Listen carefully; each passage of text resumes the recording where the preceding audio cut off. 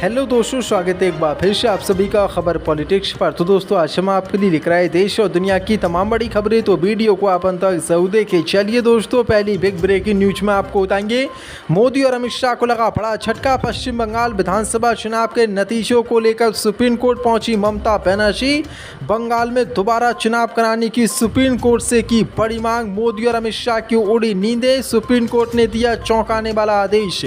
भाई दोस्तों, अगली खबर में आपको बताएंगे सोना ना खरीदने, तेल के कम इस्तेमाल वाले बयान पर राहुल गांधी का मोदी पर बड़ा हमला। कहा देश चलाना अब कंप्रोमाइज्ड पीएम के बस की बात नहीं। भाई दोस्तों, आपको बताएंगे नेपाल सरकार ने मोदी सरकार को दिया तगड़ा झटका। नेपाल सरकार का नया फरमान, नेपाल में आईडी कार्ड बिना भारतीयों की एंट्री पर नेपाल ने लगाया बैन। भाई दोस्तों, आपको बताएंगे पीएम मोदी की अपील पर अखिलेश यादव ने कसा तंज। कहा चुनाव खत्म होते ही संकट याद आ गया। भाई दोस्तों, आपको बताएंगे मोदी राज में एक बार फिर से नीट यूजी परीक्षा का पेपर हुआ लीक। प्रियंका गांधी का हमला। कहा प्रधानमंत्री मोदी युवाओं के प्रति जवाबदेह, कब तक बर्बाद होता रहेगा छात्रों का भविष्य। तो दोस्तों, सभी खबरों को एक एक क्रम आपको विस्तार से बताने वाले, वीडियो को आप अंत तक जरूर देखें। इसी के साथ दोस्तों, पहली बड़ी खबर कल की शानी बीजेपी को लगा बड़ा झटका। पश्चिम बंगाल विधानसभा चुनाव के नतीजों को लेकर पश्चिम बंगाल की सीएम ममता बनर्जी पहुंची सुप्रीम कोर्ट। बीजेपी पर धांधली का लगाया आरोप। दरअसल आपको बता दें, पश्चिम बंगाल विधानसभा चुनाव के नतीजों को लेकर ममता बनर्जी सुप्रीम कोर्ट पहुंच गई हैं। ममता बनर्जी की पार्टी टीएमसी ने दावा किया है कि एसआईआर के तहत रद्द की गई सीटों का राज्य के चुनाव नतीजों पर सीधा असर पड़ा है। सुप्रीम कोर्ट में टीएमसी की ओर से वरिष्ठ वकील कल्याण बनर्जी ने कहा कि एसआईआर प्रक्रिया के तहत वोटर डिलीशन का असर पश्चिम बंगाल के चुनाव नतीजों पर पड़ा है। उन्होंने कोर्ट को बताया कि 31 सीटों पर जीत का अंतर उन वोटों से कम था जिन्हें एसआईआर जांच के दौरान हटाया गया। टीएमसी की ओर से सुप्रीम कोर्ट में पेश हुए वकील कल्याण बनर्जी ने मुख्य न्यायाधीश सूर्यकांत और जस्टिस जयमाल्या बागची की पीठ को बताया कि 31 सीटों पर जीत का अंतर उन सीटों से भी कम था जिन्हें एसआईआर के फैसले के तहत रद्द कर दिया गया था। उन्होंने तर्क दिया कि उनके मुबल्लिग को 862 वोटों से हार मिली, जबकि उसी निर्वाचन क्षेत्र में 5000 से अधिक वोट रद्द कर दिए गए थे। वकील कल्याण बनर्जी ने कहा कि उनके मुवक्किल की हार 862 वोटों से हुई, जबकि संबंधित सीट पर 5000 से ज़्यादा वोट हटाए गए थे।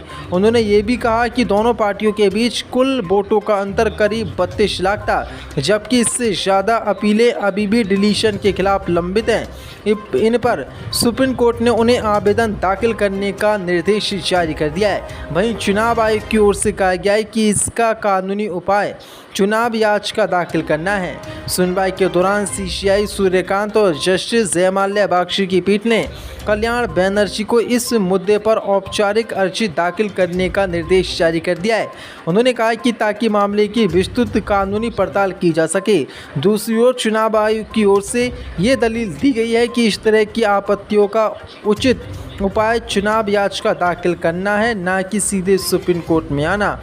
इसी बीच वरिष्ठ वकील मेनका गोस्वामी ने पीठ को आगाह किया कि मौजूदा गति से अपीलीय न्यायाधीशों को लंबित अपीलों का निपटारा करने में 4 साल तक लग सकते हैं। ऐसे में टीएमसी का पक्ष है कि जब तक इन अपीलों और रद्द किए गए वोटों की वैधता पर अंतिम निर्णय नहीं हो जाता, तब तक संबंधित चुनाव परिणामों पर सवाल बने रहेंगे। यानी कि अब सुप्रीम कोर्ट ने आदेश जारी किया है कि वो इस पर अपील दाखिल करें। अब टीएमसी सुप्रीम कोर्ट में सबूत पेश करेगी, जिसके बाद सुप्रीम कोर्ट पश्चिम बंगाल विधानसभा चुनाव के नतीजों पर बड़ा आदेश दे सकता है और बहुत सारी सीटों पर पश्चिम बंगाल में दोबारा भी चुनाव हो सकते हैं, जो कि बीजेपी के लिए बहुत बड़ा झटका माना जा रहा है। इसी के साथ कल किशन सोना ना खरीदने, तेल के कम इस्तेमाल वाले बयान पर राहुल गांधी का मोदी पर बड़ा हमला।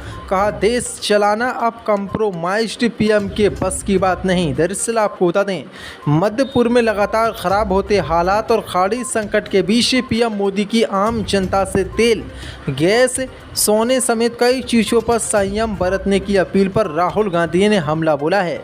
राहुल गांधी ने कहा कि मोदी जी ने कल जनता से त्याग मांगे, सोना मत खरीदो, विदेश मत जाओ, पेट्रोल कम चलाओ, खाद और खाने का तेल कम करो, मेट्रो में चलो, घर पर काम करो। ये उपदेश नहीं, नाकामी के सबूत हैं। राहुल गांधी ने कहा कि 12 साल में देश को इस मुकाम पर ला दिया गया है कि जनता को बताना पड़ रहा है क्या खरीदें क्या ना खरीदें, कहाँ जाएं कहाँ ना जाएं।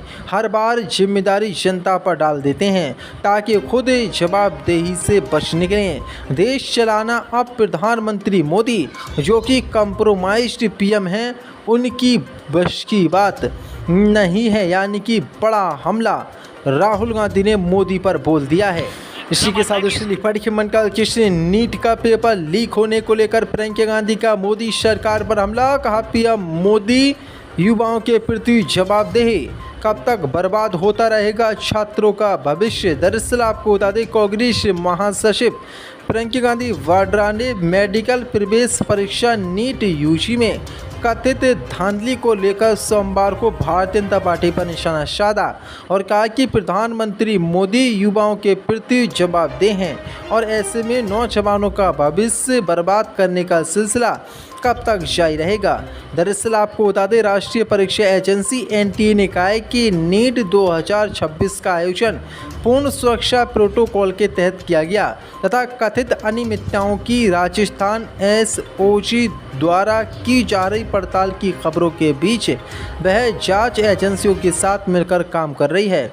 स्नातक स्तर पर चिकित्सा शिक्षा पाठ्यक्रमों में प्रवेश लेने के इच्छुक छात्रों के लिए राष्ट्रीय परीक्षा एजेंसी द्वारा 3 मई को राष्ट्रीय पात्रता सह प्रवेश परीक्षा नीट आयोजित की गई थी, जिसके बाद नीट में जो पेपर आया था वो पहले ही वायरल हो गया था, यानी कि पेपर लीक हो गया था। अब इसको लेकर प्रियंका गांधी ने बड़ा हमला बोला है।